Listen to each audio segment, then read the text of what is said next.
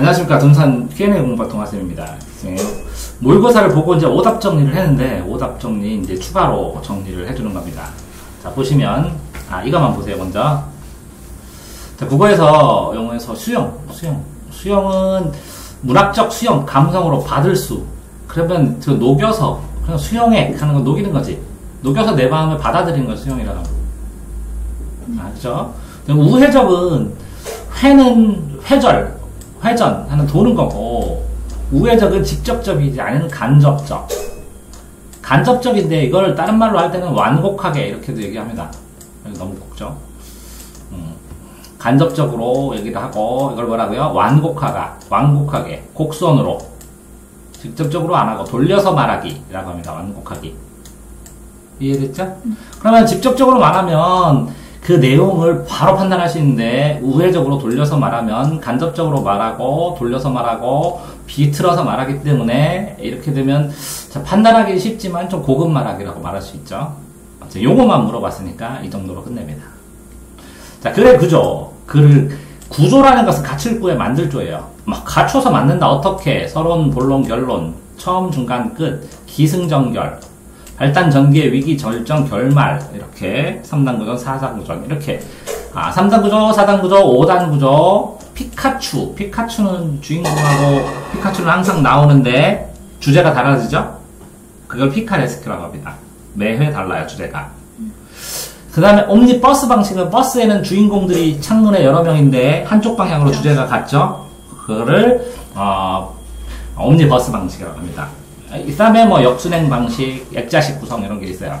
자, 이렇게 보면 글의 구조를 볼 때 중심 내용은 앞에, 뒷받침한 내용은 뒤에인 글이 있는데, 보통 글을 첫 줄을 두 갈식으로 쓰고 이걸 설명하는 것이 편하고, 그 다음에 글을 다 쓴 다음에 여기에 접속사가 특이한 접속사, 역삼각형 쓰는 뒤에다가 주제를 숨겨놓기도 하고, 그 다음에 끝에다가 쓴다면 다 쓰고, 결론적으로 말하면 이런 게 쓴 다음에 이렇게 결론을 씁니다. 이건 두 갈식이고, 이거는 중갈식이고, 이거는 미갈식인데, 이거는 두 갈식, 두목님 할 때, 이거는 중앙에 있으니까 중갈식, 이거는 미갈식, 꼬리 밑자, 미갈식인데, 그 주제가 막 이렇게 해서 병렬돼서 쭈루룩 병렬식으로 나오기도 합니다. 근데 이 머리에, 이건 두목님, 수영님, 머리 숫자, 수미상관식으로 처음과 끝이 나오면 수미상관식이라고 합니다. 뭐 이 정도 알면 구조에 대해서 배운 것이고요. 중심 내용이 앞에 나왔을 때 이 앞에 내용이 추상적이면 뒷받침은 구체적인 예시입니다. 그러니까 이 앞에 있는 추상적인 걸 보고 전체 줄거리를 알게 되면 구체적인 예시는 박스 쳐서 나중에 필요한 부분을 찾는 게 현명할지도 모르겠죠. 그런데 이게 붙여서 얘기하는지 예시인지 아니면 이 뒷받침 문장을 어떤 식으로 구성하는지를 누적해서 기억을 하면 글의 구조에 대해서 눈을 떴다고 할 수 있죠. 자, 순차적인 것은 순서대로 차례로 이런 뜻입니다. 그러면 순행이라는 것이죠. 이렇게 순행. 거꾸로 가면 역행이라고 합니다. 근데 반드시 갔다가 거꾸로 갔다가 이렇게 되면 순행은 당연한 거니까 역순행이라고 합니다. 그래서 인물의 과거에 있었던 일을 말하게 되면, 자, 다운표에서 과거에 있는 걸 말하는 것은 현재 말하는 것이고요. 글 전체의 구조적인 흐름이 이렇게 거꾸로 갔을 때 회상을 통해서 완전히 그랬을 때 역행이라고 그러죠. 그러니까 다운표 안에 있는 건 직접 말하기거든요. 직접.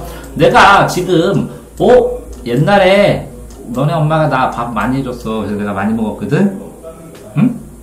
자, 지금 얘기했죠. 과거에 했었던 일 얘기했습니다. 지금 학생에게 실제 있었던 실화를. 그렇다고 이게 과거는 아니죠. 이해됐나요? 자, 대꾸라는 것은 대립된 구절이 있어서 주어 서술어.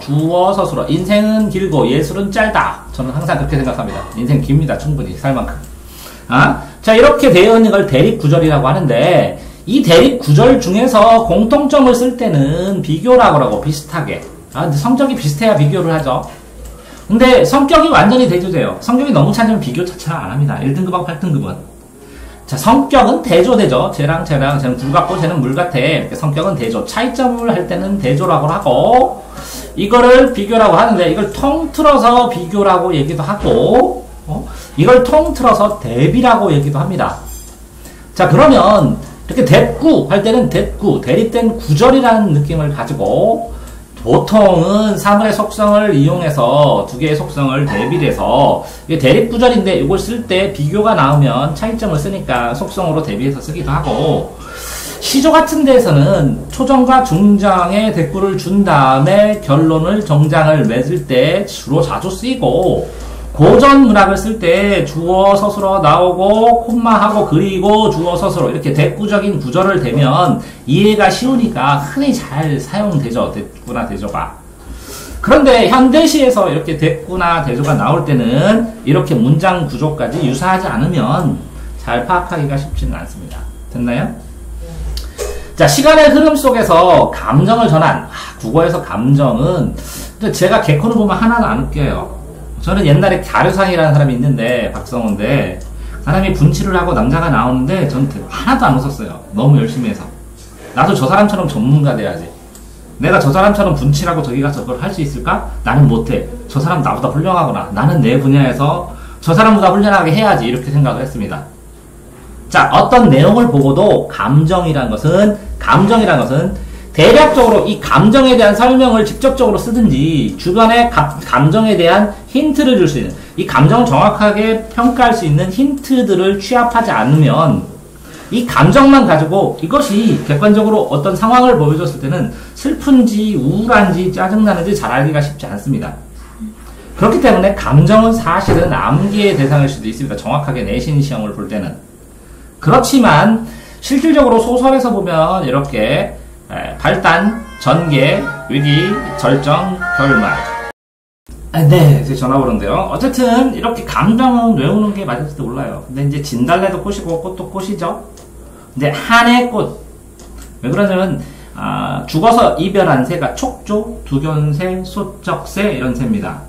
무덤가에 있으면 전부 다 죽은 영혼이 혼이 된 겁니다. 소시 적다, 소시 적다. 굶어 죽었어요, 누나가. 동생칠 걱정돼서. 새엄마가 굶겨 죽일까봐. 소쩍 울면서 피를 토해서 만들어진 꽃이 진달래꽃입니다. 그래서 이별의 정한이에요. 이별의 감정한. 이해됐나요? 자, 그러니까 이별의 정한은 감정이죠. 이별의 한. 가시리부터 시작해서 진달래꽃. 이별의 정서를 이은. 아리랑부터 시작해서 이별의 정서를 이은. 근데 가시리는 가시는 듯 돌아오세요 라고 하는 거고, 그래도 보내주려는. 근데 꼭 돌아왔으면. 진달래꽃은 사뿐이는 지려, 막 지져받지는 못하거든요. 그럼 역설이에요, 이것도. 사뿐이 지려받지를 못하고, 나보기가 역겨울 때만 가래요. 메스꺼워서 토하고 싶을 때만. 그러니까, 죽었으니까 올지를 못하니까 역설이죠. 근데 아주 과장, 죽을 만큼 힘들어도 눈물을 안 흘리겠습니다. 눈물을 흘립니다. 그래서 반어입니다. 이 뒤를 포커스로 하면. 이렇게 됐을 때 이거는 이별의 정한. 죽어도 안 보내고 싶었는데 네가 갔다. 이런 겁니다. 이해됐나요? 이 서시는 윤동주가 여자 같아요. 성격이. 감옥에서 옥살이를 하다 죽었어요. 그러면 이육사는 264번이에요. 이름이. 번호가, 죄수번호가. 그래서 이육사의 별칭이. 본명이 아니라. 남자 같아요. 나는 죽어도 이거 해. 바위가 될 거야. 나는 죽어도 이거 할 거야. 이건 강렬해요. 이건 직접적이에요. 이 사람은. 근데 윤동주는 돌려서 말해요. 내가 이렇게 독립운동을 해야 되는데 부끄럽게 시나 쓰고 있어야 될까? 부끄럽다. 자, 이 윤동주가 감옥에서 죽었는데, 죽어서 이 감옥에다 써놓은 시들이 있어요. 이 시들을 묶어가지고, 하늘과 바람과 별과 시라는 시집, 유고시입, 죽은 다음에 쓰는 시를 유고시입을 만들었는데, 이 유고시입의 첫 번째 시가 서시예요. 실마리서, 서론의 시. 이해됐어요? 그러니까 나는 이상향인 별이 있어요. 별에 시 속에 쓰고 있는데 바람이 스쳐요. 나는 괴로워요. 잎새도 괴로워하는데 이 괴로운 바람이 바람 별까지 스치는 느낌이라고. 그래서 나는 괴롭다고. 그러니까 하늘을 우러 떳떳하게 여기 살고 싶은데 이 속세에 있는 일제가 이 바람. 잎새에 이른 바람조차 나는 깜짝 놀랐는데 내가 잘못한 거 아니야? 이렇게 소심하게. 이게 내 이상향인 별까지 스치운다고. 이해됐어요? 자, 그러니까 이런 시간의 흐름 속에서 나의 간절함, 이별의 정한이나 아니면 서시에 있는 윤동주의 소극적인 바람이나 내가 하고 싶은 거, 당당히 살고 싶은 마음 이런 것들을 담아놓는데 이 감정을 어떤 단어로 쓸지는 기억해두는 게 맞다고. 됐어요? 자, 이렇게 한 글자는 음절이라고 그래요. 음절. 한 글자니까 절. 끊을 절. 음절. 그러면 한 글자는 음절인데 띄어쓰기는 윤동주의 절대적 가치 이상 실현. 이렇게 냈을 때 이거는 물고기처럼 뭉쳐져서 어절이라고 그래요. 어절. 이해돼요? 물고기처럼 떨어져 있어요. 그런데 자, 삼음보, 사음보 하면 소리의 걸음이니까 끊어 읽는 겁니다. 이거는 쓰기죠. 어절은. 어때요? 뜨거 읽기는 윤동주의 절대적 가치, 이상 실현. 이렇게 읽어줘야 정상적입니다. 그래서 이렇게 시조는 사음보로 되어 있다고 그러고 우리나라는 아리랑, 아리랑, 아라리요. 이렇게 삼음보라고 합니다. 이해됐나요? 자, 나보기가 역겨워 가실 때에는 나보기가 역겨워 디스커스 가실 때에는 이걸 영어로 번역하면 이상하겠죠? 나보기가 if 뭐라고 써야 되나? if 어쨌든 나보기가 역겨워 디스커스 가실 때에는 뭐 이렇게 했으면 영어로 하면 맛이 안 나죠? 가실 때에는 7호조로 갑니다. 7호조 가실 때에는 5죠? 요게 나보기가 4 하면서 7이죠? 근데 나 띄고 보기가 띄고 역겨워 띄고 가실 때는 이렇게 안 하고 나보기가 역겨워 가실 때는 이렇게 삼음보로 읽습니다. 자, 그러니까 나하고 보기는 뭐라고요? 이 어절이지만 한 음보가 됩니다. 됐어요? 그럼 이거 다 끝냈죠? 관련된 거. 자, 글 전체의 흐름은 이해되지만 중심 내용은 못 찾은. 자, 그랬을 때 이 글을 비문학이 있으면 이렇게 띄어쓰기가 이렇게 있으면 이걸 딱딱 끊어주셔야 돼요. 항상 이렇게 시험지에서 이렇게 끊어서. 그럼 요만큼만 읽으면 되죠? 요만큼의 핵심어를 골라서 연결시키는 거예요. 여기만큼의 핵심어를 골라서 연결시키고 또 연결시키고 자, 연결시킨 다음에 이거를 이렇게 연결시키면 줄거리가 됩니다. 이해됐어요? 자, 양장, 화학 접착제, 제책 기술, 책을 만든다, 책을 제조한다. 그래서 접착제니까 붙은다.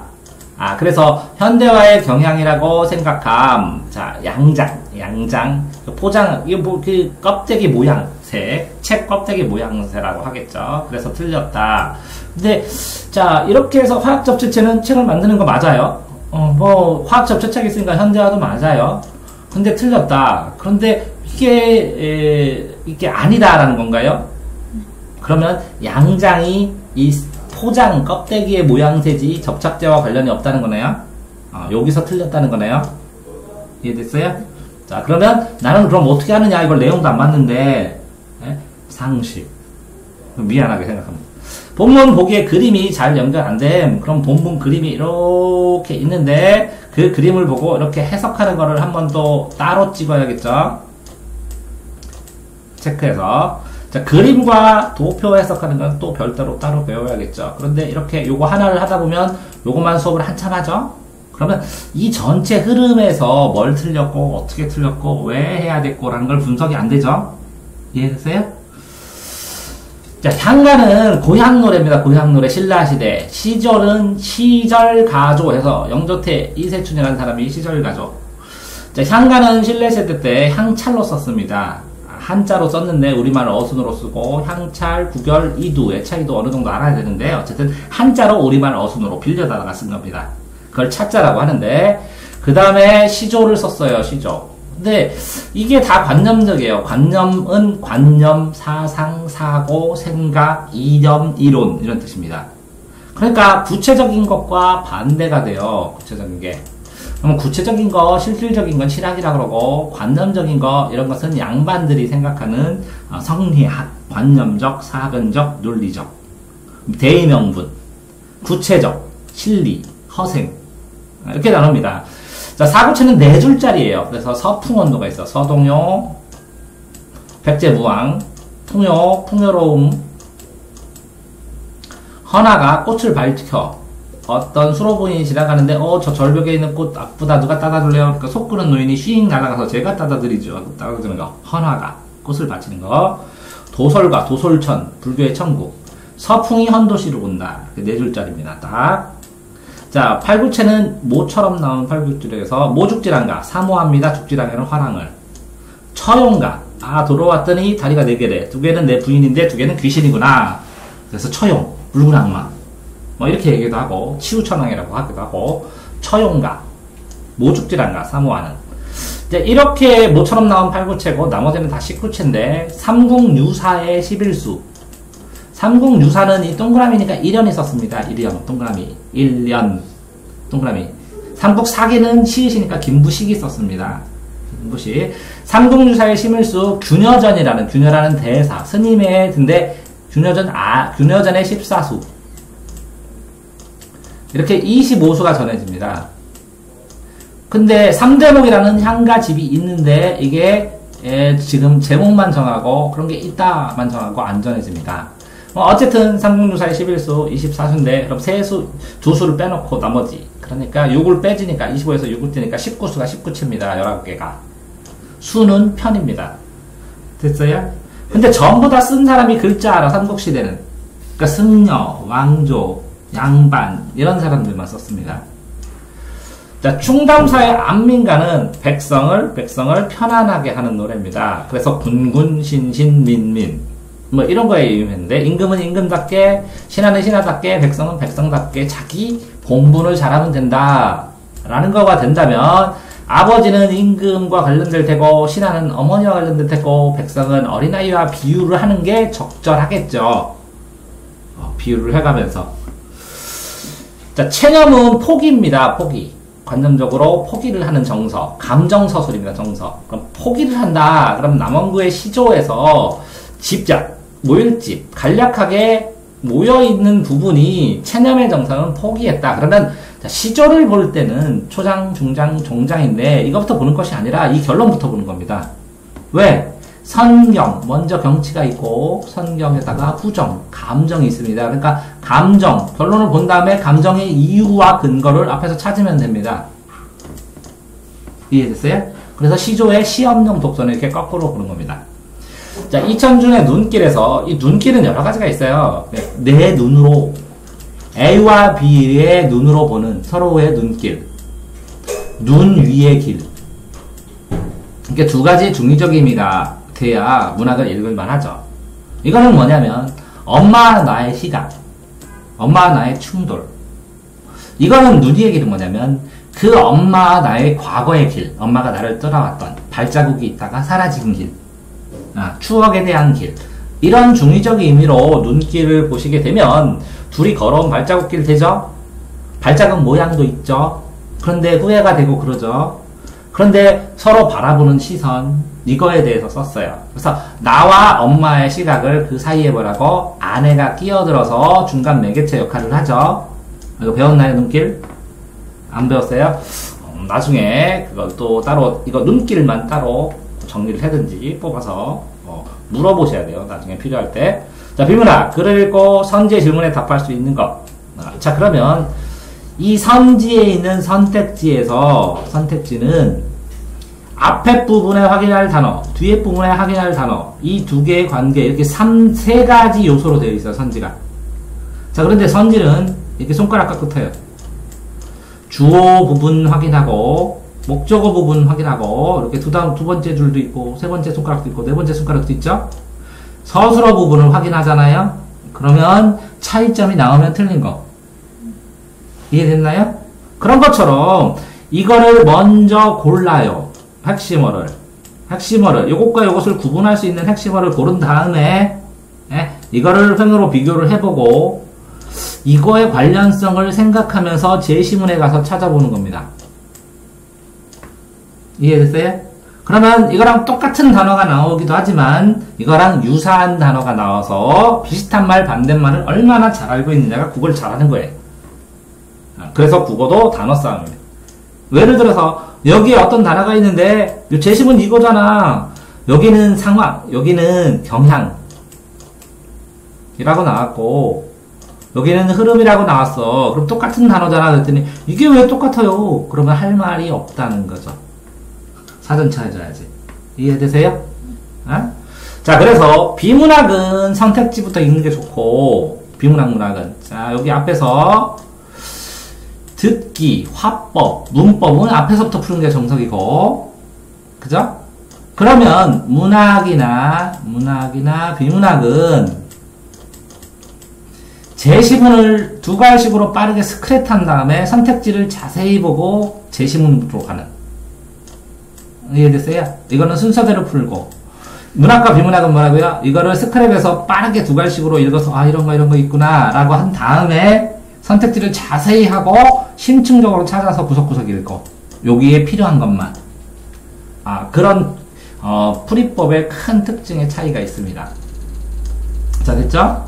자, 보시면 자, 이걸 보면 이거는 공부법에 관한 문제고 요거는 이 눈길에 대한 줄거리를 하니까 공부를 더 해야 되고 이건 공부법이고 이거는 체념의 정서를 어떻게 찾느냐 그러니까 시조, 글 읽는 방법이고 시조의 특성 이거는 안민가에 대한 내용 파악이니까 내용을 배워야 되는 거고 이거는 국어 이론에 대해서 단어에 대해서 보는 거고 이거는 그림 파악이니까 이거는 이 공부법, 글을 읽어내는 방법, 독해하는 방법이고 이것도 흐름이 이해해야 되지만 중심 내용을 정확하게 못 찾는 거는 끊어서 읽는 내용, 읽기 방법이고 이거는 시를 읽는 방법이고 그쵸? 이것도 끊어 읽는, 이건 기본적인 이론이고 요것도 흐름을 감정 전환 기본적인 이론, 이것도 기본 이론, 이것도 기본 이론 이것도 글을 읽는 방법, 이건 단어. 그러니까 전체 지금 국어에서 틀린 거에서 30%는 단어 30%는 기본 이론 기본 용어나 기본 이론과 관련된 것 그 다음에 30%는 문제를 어떤 식으로 읽어요? 접근 방법이 뭐예요? 문제를 어떻게 읽는지 모르겠어요. 어떻게 순서를 잡아서 읽어요? 그 다음에 여기는 10%가 이 내용을 구체적으로 더 알고 싶어요. 이렇게 되어 있어요. 인정하나요? 네? 자, 그러면 첫 번째 자, 단어는 학습 용어를 중심으로 출력해서 용어를 공부를 하셔야 되는데 그렇죠? 시험 기간에는 이걸 못하니까 시험에서 이제 질문하는 것밖에 할 수밖에 없으니까 이걸 언제 해야 돼요? 방학 때. 기본 이론도 뭐라고요? 방학 때. 그런데 이 용어 찍어놓은 거 있어요. 제가 동영상. 기본 이론 찍어놓은 거 있어요. 동영상. 문제 읽는 방법 찍어놓은 거 있어요. 동영상. 그러면 요거만 물어보시면 되는데 이걸 들으면서 모르는 걸 누적해서 기본 이론 모르는 거 다 동영상 들으면서 써놨습니다. 이 용어 중에서 한 명 다시 설명 듣고 싶은 것만 다 써놨습니다. 이 문제 푸는 방법 비문학 푸는 거 보았는데 요거가 무슨 의미예요? 이 구절이 선생님이 찍었으니까 기억나시죠? 그럼 동영상 안 보고도 다 정리해줍니다. 다시 찍어서 됐나요? 자, 그러니까 생각보다 내가 이 내용을 몰라서 공부를 못해서라는 게 아니라 기초적인 단어 걸릴 때 기본 이론을 자유롭게 활용할 수 있는 거 이 문제를 어떤 식으로 접근하지? 난 꾸준하게 읽었는데 평범하게 라는 풀이 접근법 요것들을 알면 모의고사는 순식간에 끝나는데 문제는 지금 얼마 후에 내신을 시험을 봐요. 내신은 거꾸로 해요. 이게 중심 그 다음에 이거 다음에 그 다음에 이거 다음에 그 다음에 이거예요. 왜? 기본 단어 배운 내용이고 기본 이론도 지금 배운 이론이고 그러니까 요게 중요하고 그 다음에 이거잖아요. 근데 내신은 그냥 읽으면 돼요. 그러니까 요거만 남아요. 내용만 줄거리 내용 파악만. 근데 이 내용을 다 파악을 해도 내신 국어도 읽다 보면 어떻게 파악하지? 순서가 헷갈려. 이렇게 해서 문제 읽기를 섬세화해서 틀리기도 하니까 90점에서 100점 사이를 맞으려면 이걸 당연히 해야겠지만 기본적으로 이거부터 해야 되잖아요. 내신은. 그러니까 이걸 순차적으로 차례를 해주고 싶어도 그게 내신에서는 쉽지 않으니까 필요한 내용을 정리해서 빠르게 추가로 내용을 듣고 그런 것들을 어떻게 기본 이론들과 관련시켜서 설명하는지 들어보면 되겠죠. 이해됐나요? 자, 질문하십시오. 자, 국어 시험본 모의고사 시험본 오답 후기입니다. 또 있어요? 자, 뭐였어요? 핵심 내용 찾기 똑같은 내용 읽으라고 어절 아까 해줬네요. 관련된 거 다 해줍니다. 됐죠?